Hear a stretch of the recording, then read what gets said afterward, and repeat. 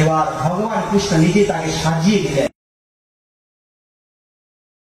সাজিয়ে দিচ্ছেন, বলে দেখো আমার রথ, আমি যেই রথে এসেছি সেই রথ তুমি নিয়ে যাও, আর আমার পোশাকটা তুমি পরে যাও, তোমাকে দেখলে তো মনে হবে আমার কথা তাদের মনে হবে।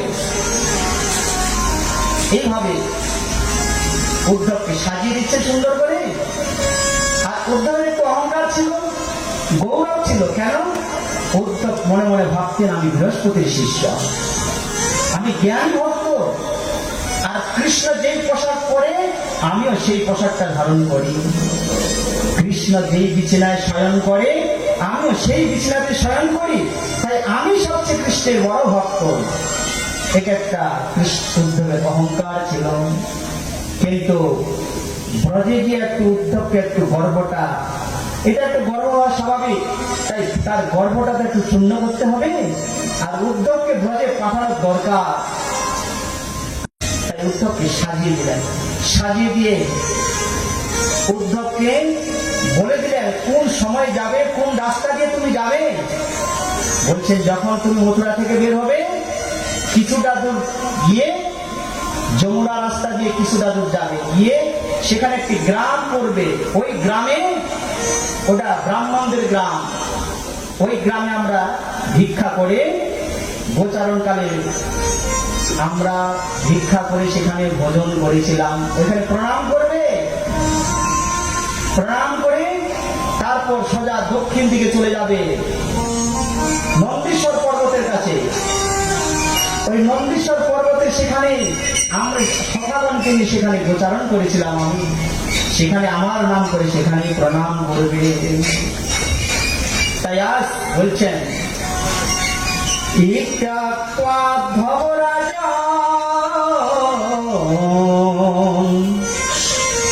সঙ্গে সম্ভর পুরাদ্রি আদায় রথ মুরাঘম প্রায় নন্দ গোকুলা।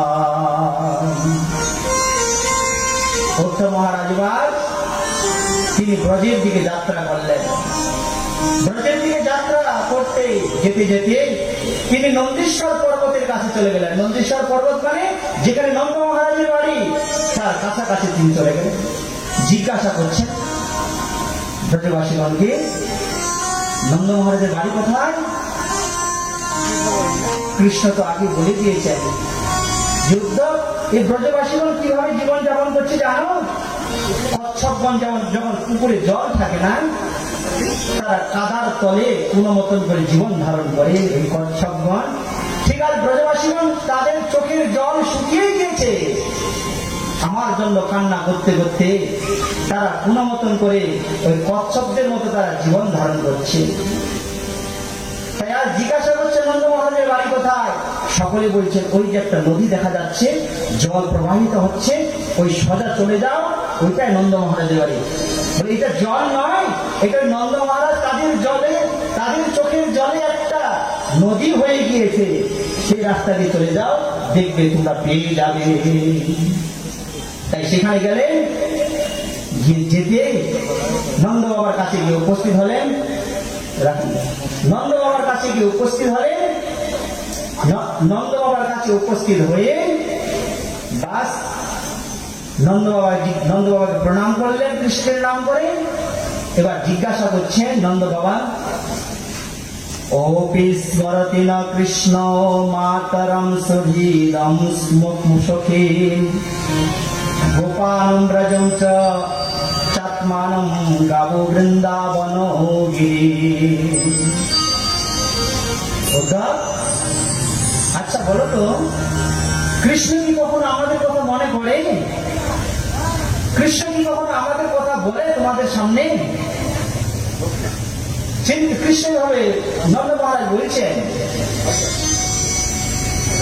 কৃষ্ণ কি কখনো এই গোবর্ধনকে স্মরণ করে?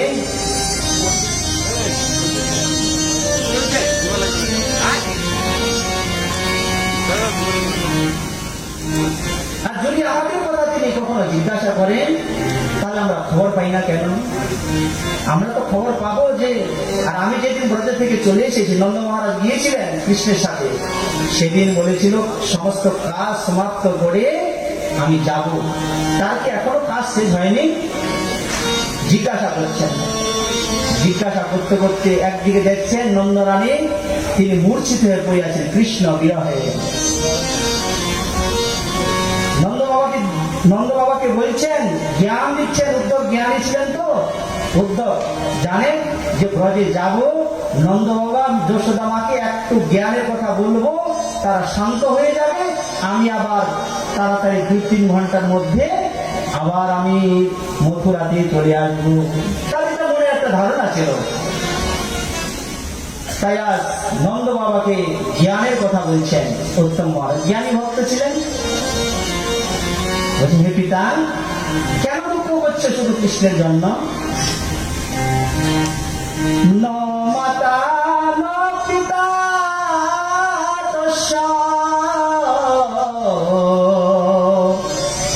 ন ভাইজা ন সুতাদয় ন আত্মীয় ন পরশায়পি ন দেহ জন্ম এব চ। হে পিতা, তার তো কোনো পিতা নেই, তার কোনো মাতা নেই, তার কোনো ভার্যা নেই, তার কোনো জন্ম নেই, তার কোনো মৃত্যু নেই। তিনি হচ্ছেন স্বয়ং ভগবান। তাকে জ্ঞান দিচ্ছেন নন্দ মহারাজকে। জ্ঞান দিচ্ছেন কে? উদ্ধব মহারাজ। এই জ্ঞান মথুরাতে চলবে, কিন্তু ব্রজভূমিতে কোনো জ্ঞানের কোনো সেখানে কিছুই নাই, সেখানে কেবল ভক্তি আছে। নন্দ মহারাজ বলছেন, উদ্ধব, আমি জানতাম তুমি অনেক জ্ঞানী, কিন্তু আজকে দেখছি তোমার মতো মূর্খ আর বোকা দুনিয়াতে একটা নাই। উদ্ধব থমকে গেলেন। বাবা বাহ, আমি বৃহস্পতির শিষ্য, আমি যদুবংশগণের মন্ত্রী। নন্দবাবু বলছেন আমি মূর্খ, আমি অজ্ঞানী। নন্দবাবু বলছেন, উদ্ধব, হ্যাঁ আমি জানি যে জগতে একজন ঈশ্বর আছে। সেই ঈশ্বর আমাদের বাড়িতে নারায়ণ শিলারূপে বিষ্ণুরূপে তিনি আছেন। সেই ঈশ্বর তিনি খায় না, তার কোনো খিদা নাই, তার কোনো তৃষ্ণা নাই, তার কিছুই নাই। কিন্তু আমাদের কৃষ্ণ, আরে সে খায়, সে মিথ্যা কথা বলে, জানো? সে মিথ্যা কথা বলে। আমাদের কৃষ্ণ সে মিথ্যা কথা বলে। সে মাখন চুরি করে খেয়েছে, তার অনেক খিদা পায়। আর যদি তোমার কথাই সত্য হয় উদ্ধব যে তিনি কেবল আমাদের পুত্র নয়, তিনি ঈশ্বর, তাহলে তো আমরা আরো দুর্ভাগ্য, আমরা ভগবানকে হারিয়ে ফেলেছি উদ্ধব। তাহলে তো আমরা ভগবানকেও হারিয়ে ফেলেছি, তাহলে তো আমাদের মতো হতভাগ্য পৃথিবীতে আর একজন নাই। এভাবে তারা বিলাপ করছে।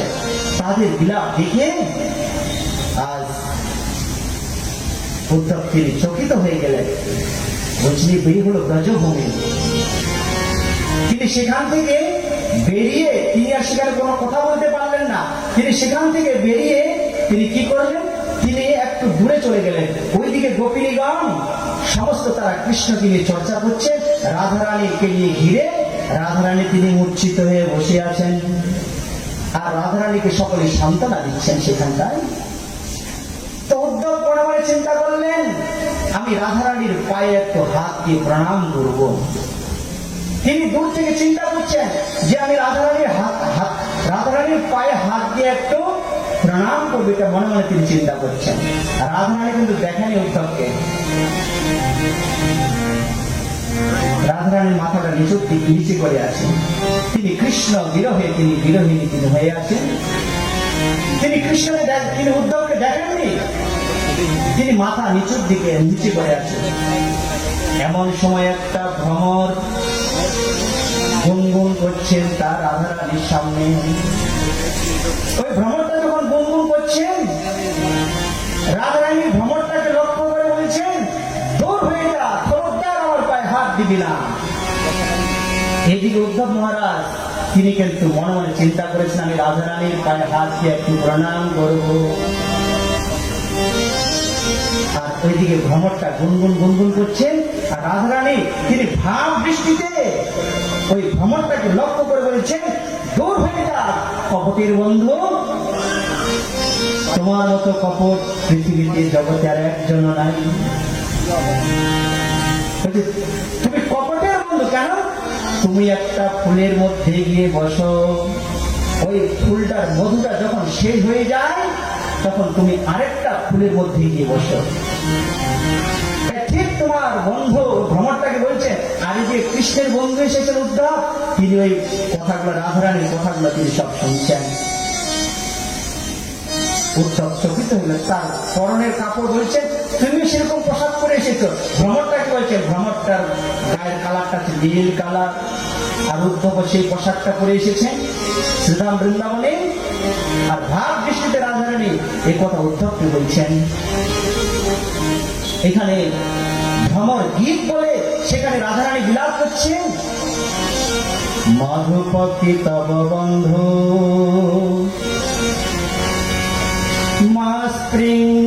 মাস প্রসাঙ্গে সপত্না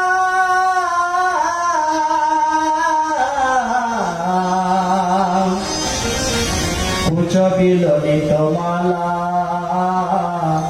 কুঙ্কুমস্মশ্রুভীর্ণঃ।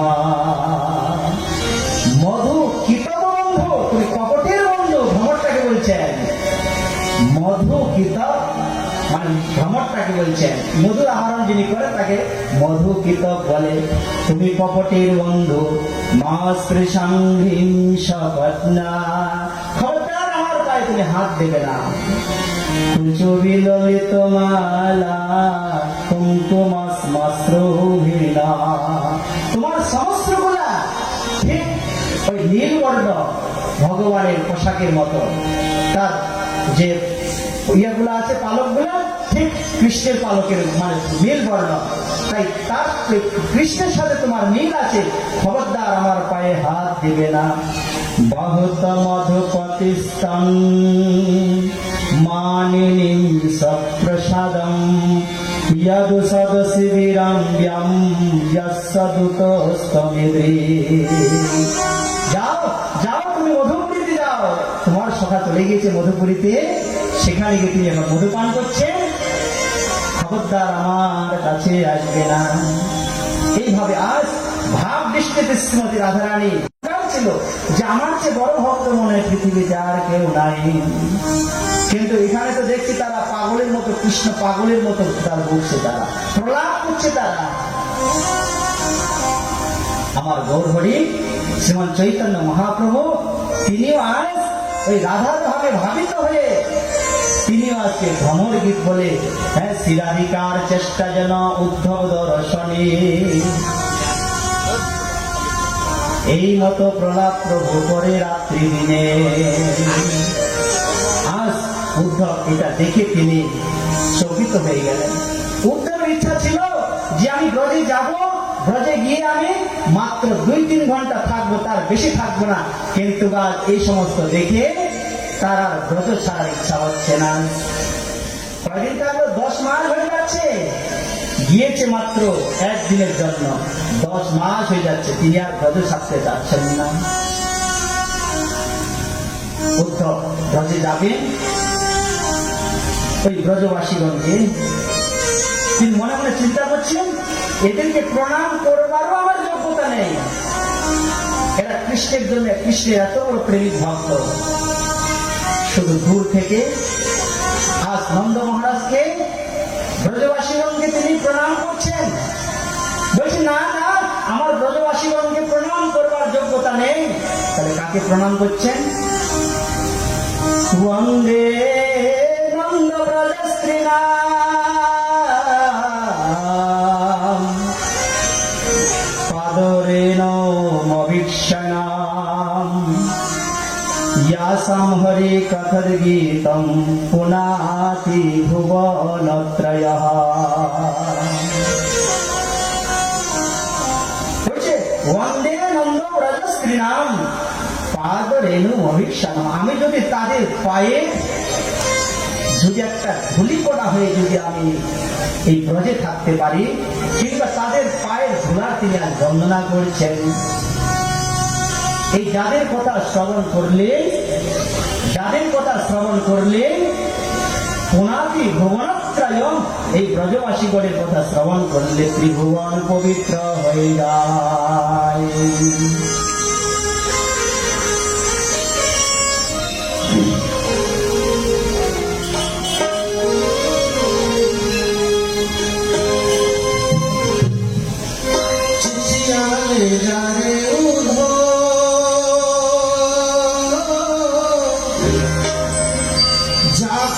कहियो विरह सहा नहीं जाए चिट्ठिया ले जा रे उधो जाके कहियो कन्हैया से विरह सहा नहीं जाए चिट्ठिया ले जा रे उधो जाके कहियो कन्हैया से विरह सहा नहीं जाए विरह सहा नहीं जाए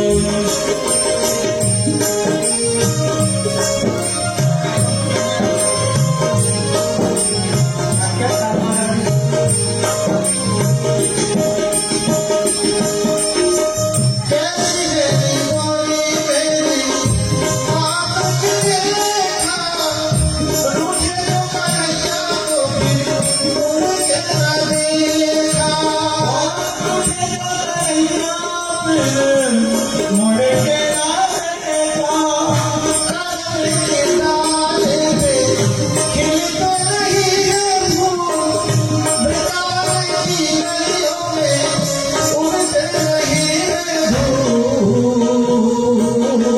चिट्ठिया ले जाए उधो जाके कहियो कन्हैया से विरह सहा नहीं जाए विरह सहा नहीं जाए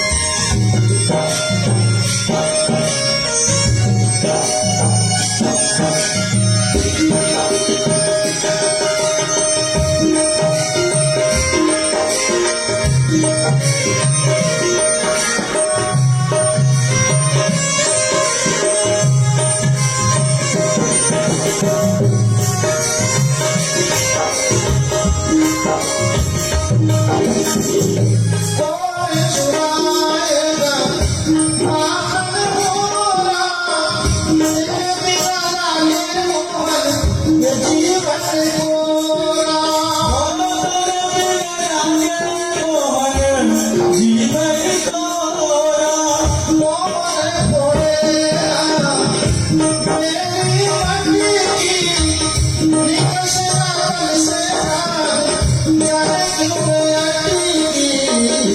क्यों पतिया ले जाए उधो जाके कहियो मोहन से विरह सहा नहीं जाए चिट्ठिया ले जाए उधो जाके कहियो कन्हैया से विरह सहा नहीं जाए विरह सहा नहीं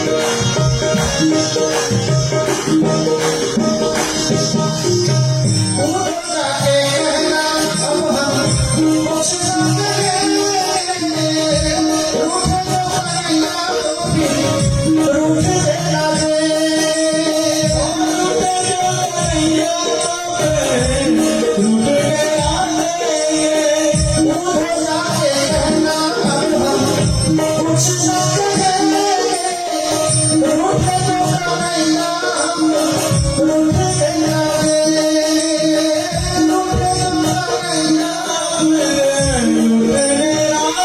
देंगे झूठ भी कहना तो हम सच करेंगे अपना यशोदा से झूठ भी करेंगे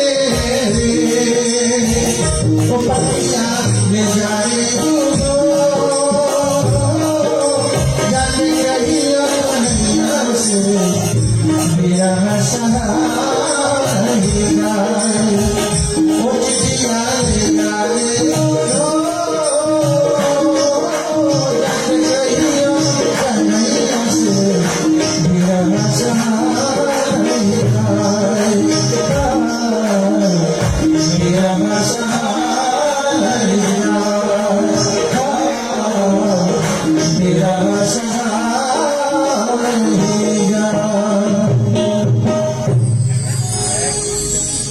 তাই আজ উদ্ধব মহারাজ তিনি ব্রজ ছেড়ে মথুরার দিকে যাত্রা করবেন,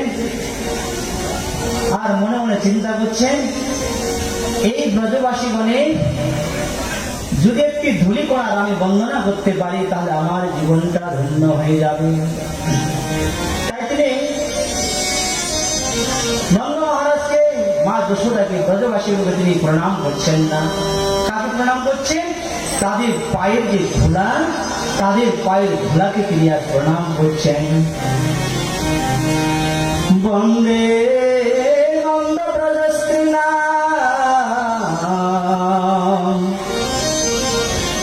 পাদরে নোমভীক্ষণম যাসাম হরি কথর গীতম পুনাতি ভুবনত্রয়ঃ। এই যাদের কথা শ্রবণ করলে, যাদের নাম উচ্চারণ করলে ত্রিভুবন পবিত্র হয়ে যায়, তাই তাদের যদি একটি পায়ের ধুলি করার আমি বন্দনা করতে পারি আমার জীবনটা ধন্য হয়ে যাবে। এই ব্রজগোপীগণকেই জন্য কৃষ্ণ তিনি রাস রচিয়েছিল না? কিভাবে? সবার কাঁধে হাত রেখে তিনি রাস রচিয়েছিল। নায়ম শ্রিয়াঙ্গো নিতান্তরতে প্রসাদ স্বর্যোষিতাম নলিন গন্ধরুচাম কতন্যা রাসন সবায়স্য ভুজদণ্ড গৃহীত কণ্ঠ লব্ধাসি সমজ উদ্গাদ ব্রজবল্লভীনা। যে কৃষ্ণ প্রত্যেক এক গোপী, এক কৃষ্ণ দুই গোপী, এইভাবে তিনি রাস রচিয়েছিলেন এই ব্রজ গোপীগণের কাঁধে হাত দিয়ে। তাই তিনি আশা করছেন আমি ব্রজভূমির মধ্যে যদি আমি একটা ধূলিকণা কিংবা একটি লতা পাতায় যদি আমি জন্মগ্রহণ করতে পারি আমার জীবনটা ধন্য হয়ে যাবে। তাই তিনি কি প্রার্থনা করছেন? তিনি এখন বলছেন না তার অভিমান সব চূর্ণ হয়ে গেল উদ্ধবে। তিনি বলছেন না যে আমি এরকম গোপী হয়ে জন্মগ্রহণ করব, কিংবা এরকম নন্দ বাবার বাড়িতে কোনো একজন কিছু গরু হয়ে জন্মগ্রহণ করবো, এইসব বলছেন না। গাভী হয়ে জন্মগ্রহণ করবো বলছেন না। আশা মহং চরণ রে নজুষা মহং বৃন্দাবনে কিমপি গুলমলত ঔষধি না। আমি আশা করছি